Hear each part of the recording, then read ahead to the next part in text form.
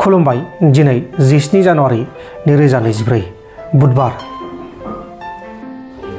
उदालगुरि डिस्ट्रिक्टनि सिङाव थानाय डिमाकुसिनि अर्गानिक साहा आबादनि आबादारि मुंदांखा तेनजिं बड'सानो आसाम ग्रुप बान्थाखौ फोसावनाय जादों। मध्य प्रदेश रायजोनि थर सिटियाव सासे 7 बोसोर बैसोनि हौवासा गथ'आ गावनि बिफाजों बाइकआव गाखोनानै थांबाय थानाय समाव हरखाब सोरनिबा सिला बिरहोनायनि दिरुंआ गथ'नि गोदोनायाव नांनानै गथ'आ थैदों। खारुआ बान्दा हाट सिंग्रिमारियाव गंथाम टेम्पुनि गेजेराव सौदावनानै जाब्रबथाय जानानै सा 8 सुबुंफोरा बा दावबायारिफोरा जोखोम जादों। सा 8 सुबुंनि गेजेराव 3 सुबुङा गाज्रि थासारियाव दङ। दा बिसोरखौ फाहामसालियाव फाहामथाय होगासिनो दङ। इएम रनजित बसुमतारिया थांनाय साननैसो सान सिगां हाग्रा महिलारिखौ खिनानै खिबु सुनो रोङै जाम्बासो आरो खिब्रमाजों रुजुनायनि सायाव प्रहलाद बसुमतारिनि फिनजाथाय। बे फेरेंगानि राव जानो हागौ खिन्थु बे फेरेंगाया बे बिटिसिया मा बुस्थु दाबो बुजियाखै। बे हाग्रामा महिलारिखौ गाज्रि बासायैबो बुंबाय थायो, जाम्बा खिबु सुनो रोङै बेबादि बाथ्रा होनो। दा सासे एसे गिदिर माने प्रतिनिधि रायजोफ्रा सायख'नानै बेखौ इएम खालामहरदों। बेबादि मानसिनि खुगानिफ्राय बेफोरबादि गाज्रि सोदोबा ओंखारथावा। बे लावखारफोर रायलायग्रा राव नंगौना नङा? लावखारफ्रासो मोसौ गुमनायाव रायलायो बेबादि भाषाखौ।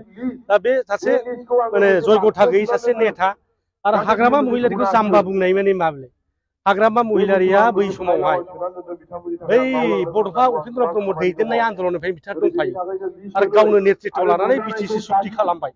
बिटिसिखौ 2 जिल्ला खालामनानै 9000 स्कुवेर किल'मिटार हाखौ दिनै बिथांनो सिमा बोनानै बिटिसिखौ 17 बोसोर सालायबाय। दा एसे गिदिर डेडिकेटेड नेता, जाय नेताया बर' जाथिनि थैनाय थांनाय भबिष्यतखौ लानानै दिनैहाय एसे गिदिर सुक्ति खालामनानै दिनै रायजोफोरखौ बेंगासिनो दं, रायजो राजाफोरनो दिनै खामानि होगासिनो दं, साख्रि बाख्रि होगासिनो दं, फरायनायनि बेबस्था खालामगासिनो दङ। दा बेबादि मानसिखौ जाम्बा होनोबा दिनै रायजो राजाफ्रा बिजिरनो हानाय गोहो दंसै। दा दिनैहाय फेरेंगाया जे बेसेबां गियानि मानसि बेखौ मिथिगोन। फेरेंगा बादि मानसिया बे बेंटल कलेजाव साख्रि मावदोंमोन। कलेज प्रभिन्सियेलाइज जानाय समाव नाम फैफायैनिसो थाखा ब्रुं ब्रुं रिन जानानै बिथाङा उफाय गैयैनि, फैसा लाग्राफोरजों नागिरजाबाय थानायनि बिथाङा खारनानै एनडिपिआव जयेन जाहैदों। दा बे ट्रेनिं लानाय सासे केदार नामा जेबो गैया, बेहा जातिनि जेबो सेन्टिमेन्टआनो गैया। बोरैबा एक्सिडेन्टेलि बोरैबा दा लिडार जाफैलाबायनानै इएम जाफैबाय। दा खाफाल गेवदों बिथाङा।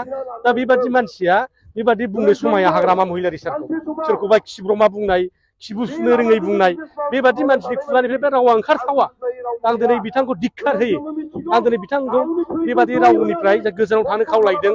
आरो दिनै थारिखआव गाबोन जुदि इलेक्सन जायो, बिपिएफआ 35टानि बारा मोनगोन। जों बेखौ चेलेन्ज खालामनो हायो। दा ओरैबादि मोनसे मोजां पजिसनाव फैबाय, बिपिएफआ गाबोन इलेक्सन खालामबाबो इउपिपिएलनिफ्राय सासेबो देरहानाय नङा। बे दिनै प्रमान जादों।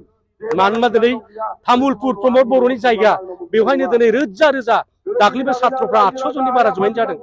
इउथ्सफ्रा, सात्रफोर, इउथ्सफोर आरो दिनै हाजार जयेन जाबाय थादों बिसिनि एरियायाव।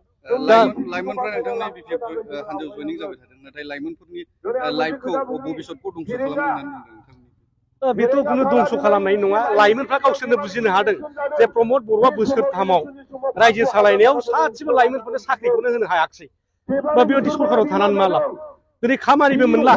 बिटिसिआव खुनु लकेल कन्ट्रेक्टरा खामानि गैला। खामानि गिदिरखौ बेंगलाव थांनानै, सिलिगुरियाव थांनानै घुस लानानै दिनै फाननानै फैजोबो। दा बिदिबा जोङो बे इउथ्सफ्रा दा कलेज फरायदों, सोरबा एमए फरायगासिनो दं, बिए फरायगासिनो दङ। बे गाबोन फरायखांनानै बेवहाय थिखा थुख्लि मावनानै मोनजायाबा, साख्रि मोनाब्ला बे पार्टिजों थानानै मा लाब जागोन भबिष्यतआ? दा बिथांमोना गावसिनि भबिष्यतखौ सानखा हरजोबनानै दिनै बिपिएफआव जयेन जादों।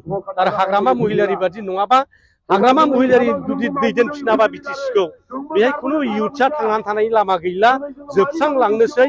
बे बाथ्राखौ दिनै साननो हानानै इउथ्सफ्रा ओरै लोब फैदों। एखेबारे जों रावखौबो बुजायहैयाखै। जों होनदों इउथ्सफोरनि जयनिं प्रग्राम जागोन, नोंथांमोना फैनोबा फै। जों खेबसेल' खावलायहरदों। खेबसेल' खावलायनायाव बिथांमोना दिनै रोजा फैनानै जयेन जाफैगासिनो दं। बेनो फोरमान। आरो जोङो इउथ्सफ्रा जुदि ओंखारबोआबा जोङो राजनितिखौ थिग खालामनो हानाय नङा।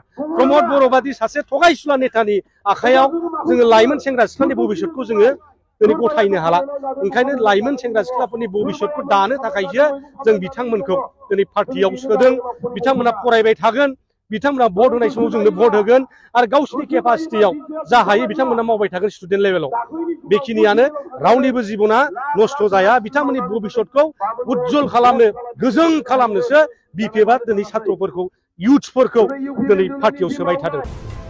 नोंथांमोन दिनैनि खौरांफोरा बेखिनिल'मोन बेखिनिसिम नायनायनि थाखाय नोंथांमोननिसिम रोजा रोजा साबायखर गोजोन्थों एसेनोसै जय बर' हारिनि।